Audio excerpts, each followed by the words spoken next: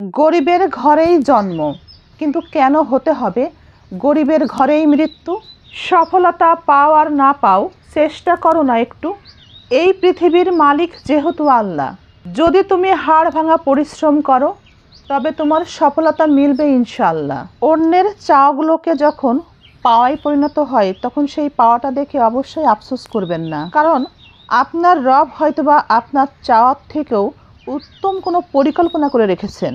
আরও মনে রাখবেন, যাদের চাওয়াগুলোকে তাদের রব পূর্ণতা দান করেছেন তখন থেকেই তাদের ঈমানের পরীক্ষা শুরু হয়েছে।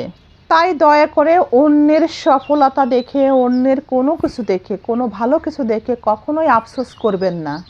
আমাদের মনে রাখা উচিত, আমাদের চাওয়া পাওয়া থেকে আল্লাহ উত্তম পরিকল্পনাকারী। তাই সব কাজে সর্বক্ষেত্রে আল্লাহর উপর ভরসা রেখেই এগিয়ে যাওয়া উচিত। যারা এখনও ভিড়ের মধ্যে আছেন, ভিড়ের মধ্যে থেকে আনন্দ নিয়ে ব্যস্ত আছেন, তাদের জীবনের আশা স্বপ্ন পূরণ হবে না।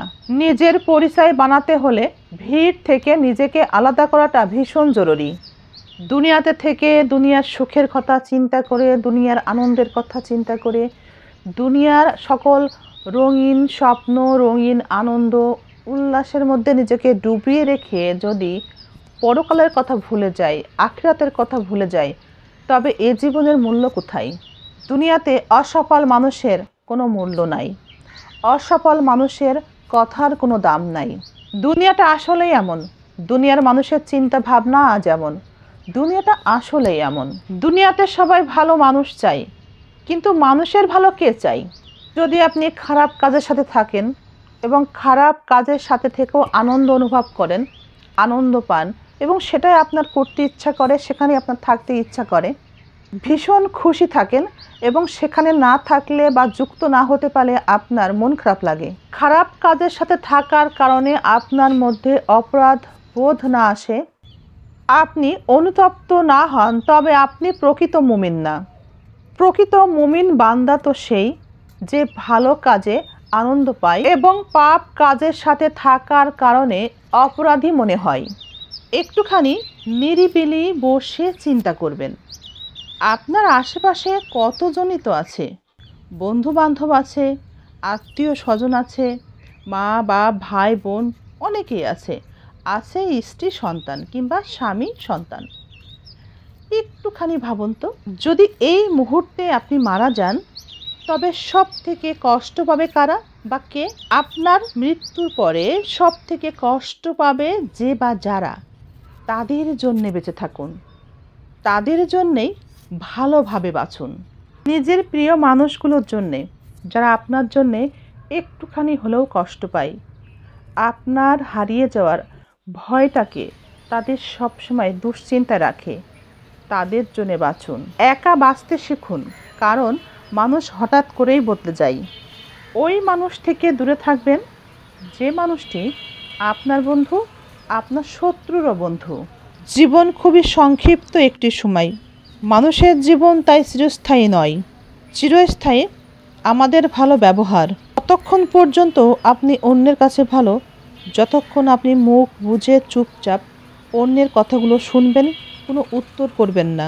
আপনার সাথে করে যাওয়া খারাপ ব্যবহার এবং ভুলগুলো মুখ বুজে সহ্য করবেন। আত্মসম্মানে আঘাত লাগলে কোনোভাবেই ফিরে তাকানো উচিত নয়, সে যতই আপন হোক, যতই মনের মানুষ হোক।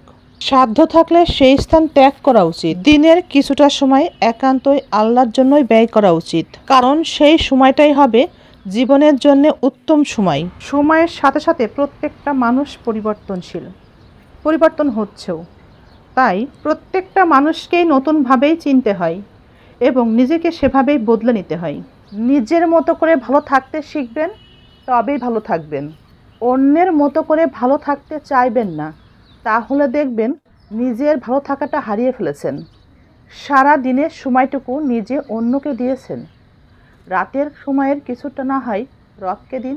আপনার সমস্যা জেনেও, আপনার বিপদের দিন জেনেও যে মানুষটি আপনার দিক থেকে সহজেই স্বার্থে মুখ ফিরিয়ে নেয়, মেনে নিতে কষ্ট হলেও সেই মানুষটি আপনার আপন কেউ নয়।